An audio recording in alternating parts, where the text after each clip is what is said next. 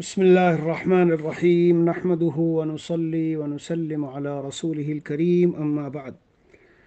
عزیزو، جو اصلاحی باتوں کی ایک ترتیب چلی ہے، مختصر جامع بات، حضرت ڈاکٹر عبدالحیب صاحب عارفی رحمۃ اللہ علیہ فرماتے ہیں، وقت بڑا گراں قدر اور مغتنم سرمایہ زندگی ہے، ہر لحظہ عمر گھٹ رہی ہے، لہذا آخرت کی تیاری کے لیے مزید انتظار کا موقع نہیں۔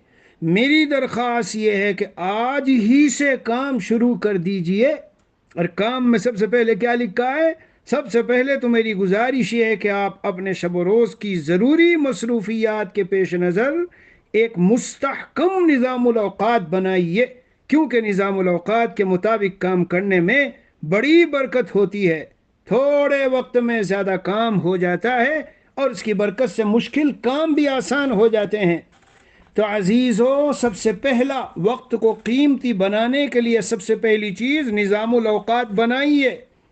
حضرت حسن بصری رحمۃ اللہ علیہ فرماتے ہیں، ایاک والتسویف، تسویف سے اپنے کو بچاؤ، یعنی کل کروں گا، پھر کروں گا، ارے پھر کبھی ہو جائے گا، آئندہ پہ کاموں کو مت ٹالو۔ میرے شیخ حضرت والا فرماتے ہیں، موجودہ شیخ 5 چیزیں فرمائی وقت کو قیمتی بنانے کے لیے۔ نمبر 1، نظام الاوقات بناؤ۔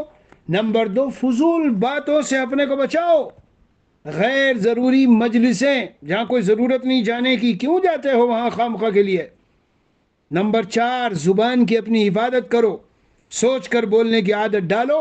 اور نمبر 5، محاسبہ، روزانہ ایک وقت مقرر کر کے 24 گھنٹوں کا محاسبہ کر لیا کرو، تاکہ معلوم ہوتا رہے کہ میں نے کتنا وقت کھویا اور ضائع کیا اور کتنے وقت کو میں نے کارآمد بنایا۔